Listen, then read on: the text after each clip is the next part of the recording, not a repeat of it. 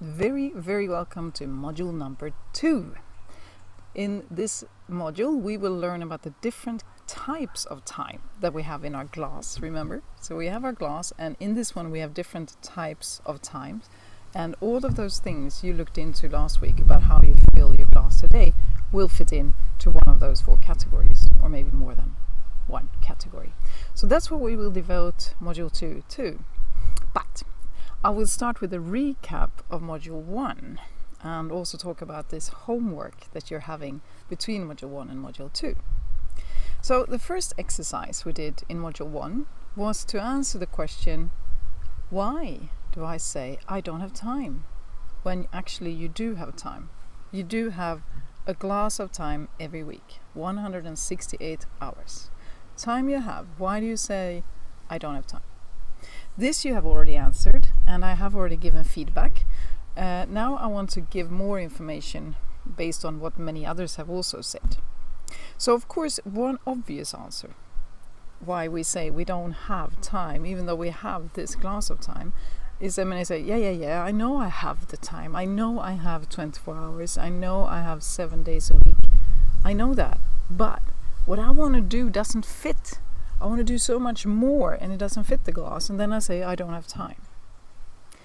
It might seem like, sure, it's just a way of saying things, but it's really important to not say it that way, because what you're saying is like, I don't have a glass, so I can't fill it with anything at all. You do have a glass, and it is filled with things. And for your brain to start finding solutions, we need to talk about it that way rather than saying that there is no glass. Why do I say that? You may have heard from Charles Kettering, or about him, that he said that a problem well formulated is a problem half solved. And it is not a good problem formulation to say I don't have time when you do, or I don't have a glass when you do. It's much better to say I have time, but I want to do more than I do within that time. Because that's when you can start looking for, okay, what does that mean? How can I do that? Because if you only talk about not having time, the only thing your brain will start doing is, I'm going to find more time somewhere. And where is that going to be? That 8th day, that 25th hour. So talking about it the correct way is really important. That's why you get homework now from between module 1 and module 2.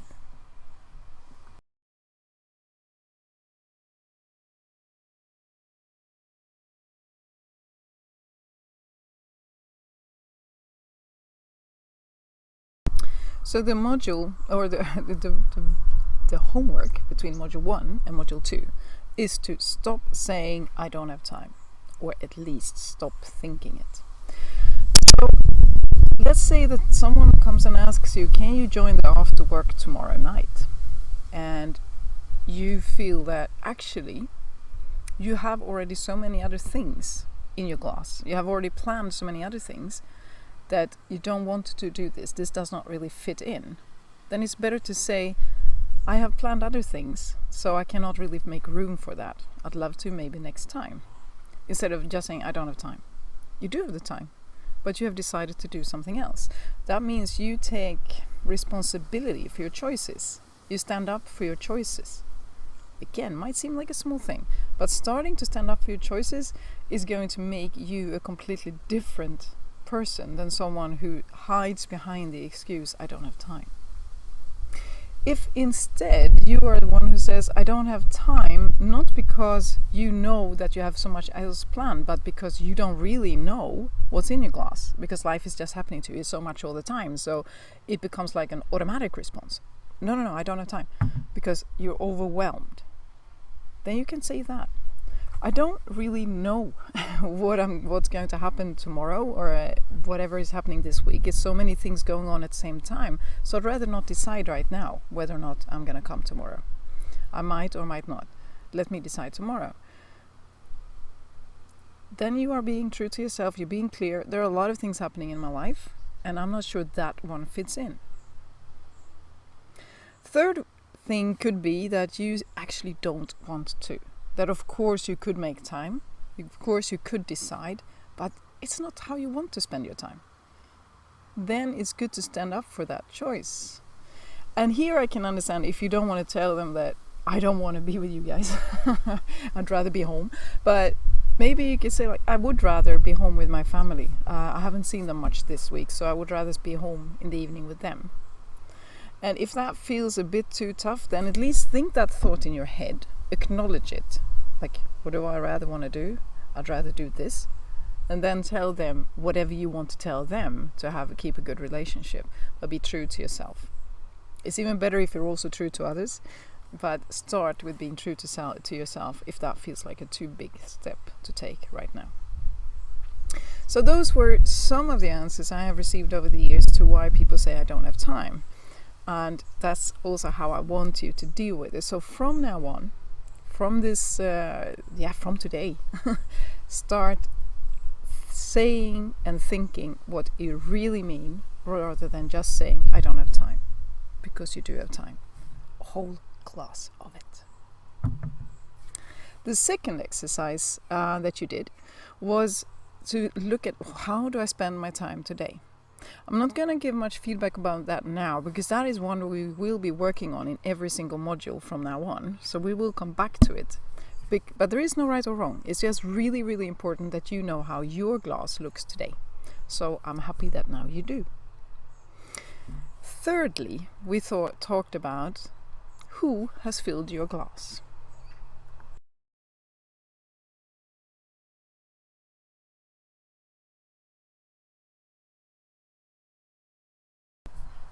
So who does fill your glass? It's very easy to take the back seat here and say that it's someone else. It can be your employer if you're employed, or you can think that it's your clients if you run your own business. It can be your employees if they are not doing their job in a good way. It can be, maybe you feel it's your parents who have expectations on you, or your children that have expectations on you, or that organization you belong to, or church, or whatever it is that is important to you. That all of them, that everyone else decides what you should do, or society expects this.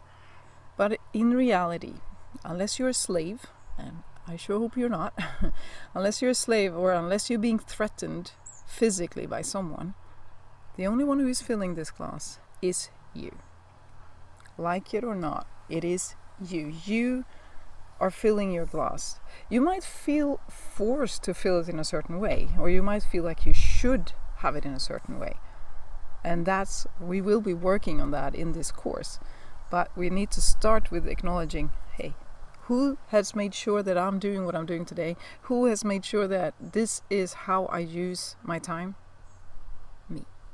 Take that responsibility so that we can start working with it. That was a recap of Module 1.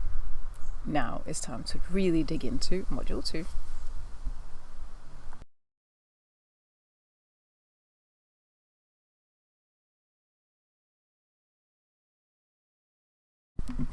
So, Module 2, understanding different types of time and how all the things you have in your glass fits into one or more categories of these types.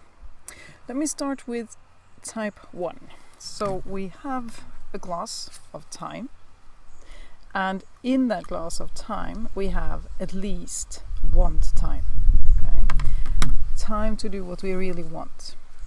You are probably in this program because you would like to have some more of that want time in your glass.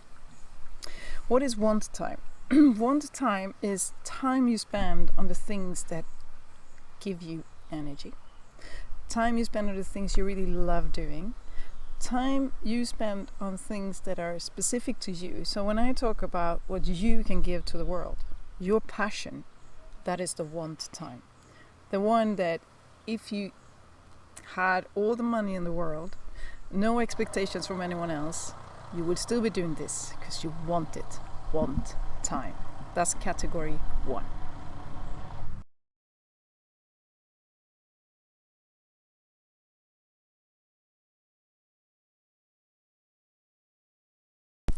Category 2 requires some more explaining, so let me do that with a bit of an anecdote.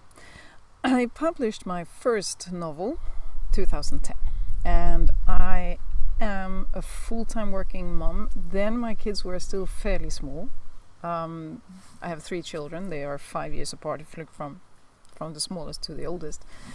And it was really hard for people to understand how I could be a mother of 3, a full-time working mom in a demanding type of work, and write novels on top of that. How did I find the time? So a lot of people asked exactly that. Annika, how do you find the time? And I would start answering that there is time. Like I've been talking to you. I did not really have the concept of the glass then, but I did start saying, of course there is time. There is time a little here and there. So no, I don't have a lot of time to write in my books, but the time I have, I use. Because for me, writing and storytelling is one time. So I did fit that in. In that particular case, or in our lives at the time, I was doing that when my husband was putting the kids to bed. So we usually did that every second night. So the times he did, I had 1.5 hour to write. 1.5 hour, 2-3 times a week. So maybe I had 2, 3, 4 hours a week. Sure, it wasn't the same as writing full time, 40 hours a week. But all that means is that, of course, I need a lot more lead time than a full-time writer to write a book. It doesn't mean I cannot write a book. That's one thing you can take with you as well, that just because you have little time here and there, or snippets of time, doesn't mean you can't do something big. Often we want to have lots of time before we even start, because of course it costs a little every time we start something and stop something, but very often it's worth it. So for me, it was always worth it if I had at least 1 hour. If I had at least 1 hour, then it was worth writing. So I did fit that in. My want time fitted in because there is time.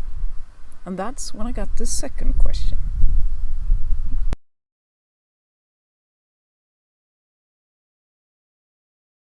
So the first question was, Annika, how do you find the time? And when I explained there is time, and people acknowledge that, yeah, okay, of course there is always some time here and there, then the real question came. Then they said, but Annika, how do you find the energy?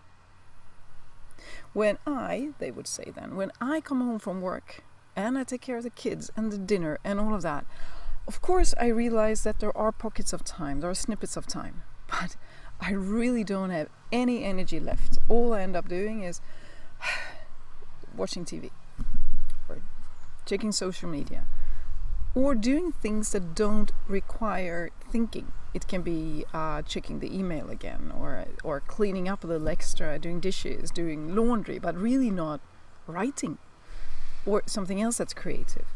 So Annika, how do you find the energy? And that is the key to a lot of things. It was not lack of time that stopped many of these people. It isn't lack of time that is stopping you. It can be several things, but one key thing, what I've noticed when I have talked to and worked with people over these years, 8 out of 10 realize after I talk to them that, hey, I don't have lack of time. I might not have as much as I want, but I do have time I could use. But what I really lack is lack of energy. So then those hours, those snippets, when you might end up in front of Netflix, or you might end up with Candy Crush, you might end up with overly cleaning the house because you don't really have energy to do something that requires thinking or creativity, but you can do something physically. That is waste time. It's kind of time as a category we don't like. We don't want to admit that it's there because it feels bad. I'm working hard. I do all I can. And how can you tell me I'm wasting time? Remember that I've said that there is no guilt or blame in this program. It shouldn't be in your life either. It is not that you're not working hard enough. It's not that you're not making great choices or that you're just not smart enough. It's because you might have the same misunderstanding as so many others, that I think is a lack of time. So I do a lot of things that reduce my energy to make time. That is a scary one, but so true. Because if we look at what we really need, we will see that we sometimes do things to save time that are completely counterproductive.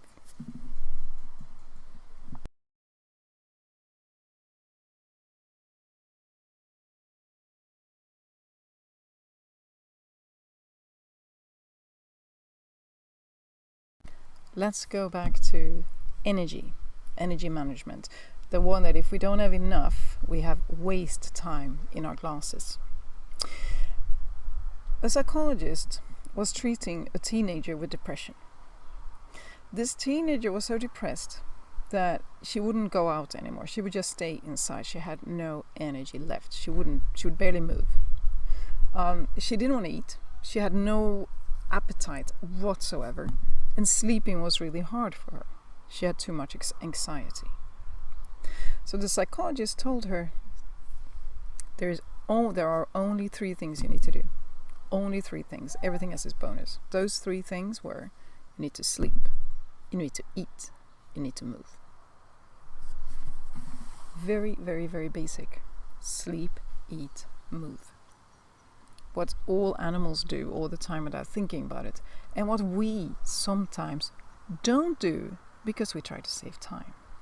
Because what happens when people are really stressed and they want to make more things than really fit into the glass? Some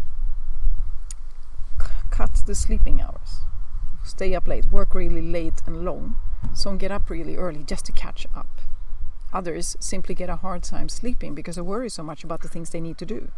So sleep, we lose a bit. There are also those who, I don't have time to eat lunch, so I'll skip it. Or I'll take some fast food that I'll eat in front of the laptop or whatever you do. Not really spending time to make good food and to eat it, enjoy it, to let it give you energy rather than just being something you fill your mouth with and afterwards you don't like, what did I even eat? So we might take away food, or at least good food. And there are many, I'm not sure you're one of them, but there are many who say, training? Yeah, I should do that, but I really don't have time. We take away move. So maybe we could go do groceries with a bike or walking, and it goes faster if I take the car. I'll make time if I take the elevator or lift instead of taking the stairs. Or that gym card that keeps lying there in your pocket and it makes you feel bad, but you don't have time to go there. We are fooling ourselves. The more you, what can I call it? Or the more you wear yourself out by not sleeping, not eating, not training or moving, the more waste time you will have in your glass. It's not fun to hear, but you are unable to take care of these snippets and pockets of time when you don't have energy. When you do fall asleep on the couch in front of the TV. When you do fall asleep when you read the babies a story and you sleep just like they do. Or when you just do things on autopilot without thinking. You have lost your energy. This is a really crucial thing that too many people try to make time by taking away things that give energy and then they waste time. So what we do need, the third category of time, we need time to take care of ourselves, to take care of our needs. I call it needs time. Time to sleep, eat, and move.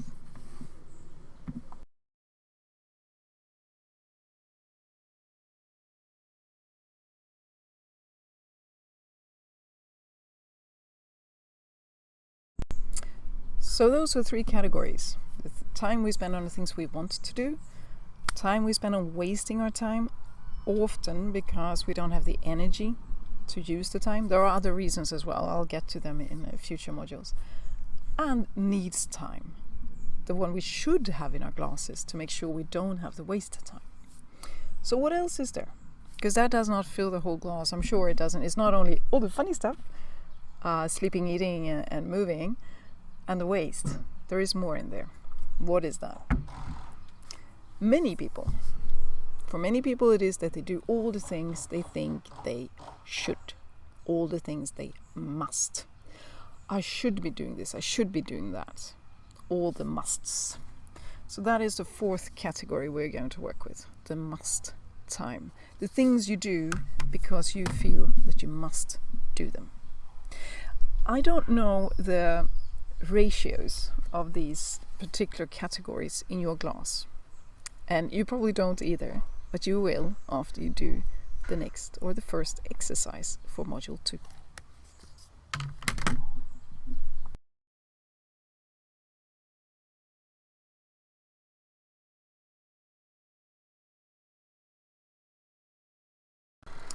So here it goes, the main exercise for module 2.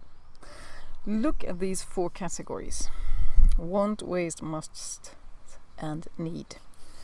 Then you have all of your own categories of time around, not categories, all your own things that you do. Remember the exercise from module 1. Everything that you do, how do all these things fit in to these different categories? What is super interesting here is that this is very, very individual. Okay. Let's say work. For some people, it's what they want to do. They have their own company, they love doing what they do, and this is a want. I want to go to work. It can also be a teacher who just loves seeing that light of understanding in a child's eye. Or it's a doctor who can come home and like, wow, I finally solved this. I solved it. I know what's the problem for this patient and I could make him or her healthy. Work can be want. There are also people for whom work is like, oh no, it's Monday again. And they are looking forward to Friday all the way through the week. Work is a must. For them it's a must. They do it for the money only. And if I could only make money any other way, I would leave tomorrow. What is it for you? Also, some of the things that I said before belongs to the needs part, that we need to feel good and to get energy, say training. They can also be something else. For some it's like, yes, of course we need to train, or we need to, I shouldn't say we need to train, we need to move. Because if we look a couple of generations back, people didn't need to train, they just moved in their everyday life. Now a lot of us, we sit so much, we do so little physical activity, so that when we come home we don't need to lie down to rest, we need to move, which was very different if you just look a couple of generations back. But if I look to moving, for everyone it's a need, and for some doing it very much is a want. They love it. They can spend the whole weekend biking. I had a colleague of mine who kept asking, how do you find the time to write books? And I said, hey, Stefan, which was his name, you bike every Saturday 8 hours. No, what you find the time for that, so of course I find the time to write. You find the time to bike, I find the time to write. So for him it's a want. For some people, training, moving is both a need and a want. For others it's I should train. I really should be training more, but I just don't want to. I don't have time, as we usually say. For some, it's both a needs and a must. So the interesting thing with this exercise is that this is completely individual. Right? Let me say another thing about this waste. It's easy to think that, okay, always watching TV is always a waste. Doesn't have to be. I met a woman who described her children were fairly small. They were daycare, but they were not like teeny weeny babies. She had to work. She would pick them up, come home, and let them do whatever they wanted. She would be in the same room, in their room, sit down on the bed and watch an episode of The Bold and the Beautiful. I think it's 20 or 25 minutes each of these episodes.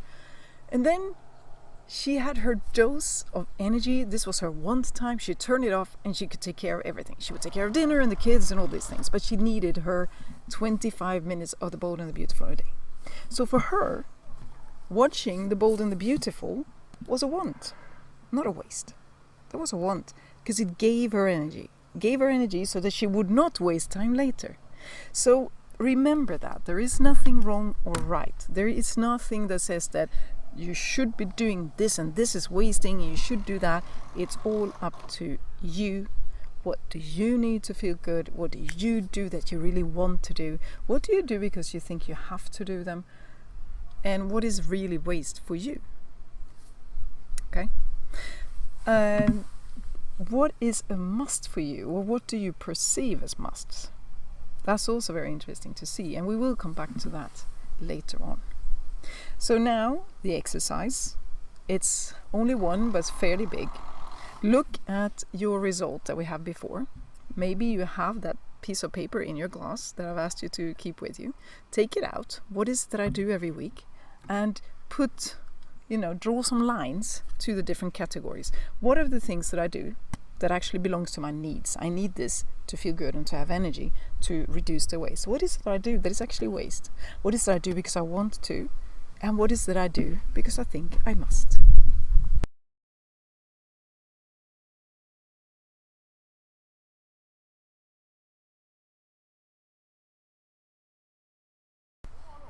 let me say one more thing about these categories of time. So I said that it's obvious if we don't give ourselves our basic needs, eating, sleeping and moving, that we reduce our energy and we get more waste. It is also very possible, very likely, that if you have a lot of musts that you don't really enjoy doing but you do them anyway, that also reduces your energy. And you could probably increase your energy by doing the things you really want. Like when people ask me, how do you have the energy to write? And Annika, and I say like, hey, I get energy by writing. Sitting there with a playlist in my headset and being in my own world that I'm creating gives me energy. So doing more of what you want will increase your energy. That's another one of those tricks that we should be aware of, that sometimes we think we make time by not taking care of ourselves, and we're actually lowering the energy and getting more waste. Same thing with, I cut out, when people get stressed, they very often cut out the funny things because they are not really needed or useful, right? You should do the things you have to do first and then you do the fun stuff, you know. You have to eat the pudding before you can get to dessert, or you have to eat whatever dish you have before you can have the nice dessert. Eat the vegetables. But doing what you really want can give you energy to do the other things. So do not get fooled by thinking I don't have time and then losing your energy. Okay? Make sure you have time for needs and time for wants in your class. Okay. So this was module 2, understanding the different categories of time and how they affect you.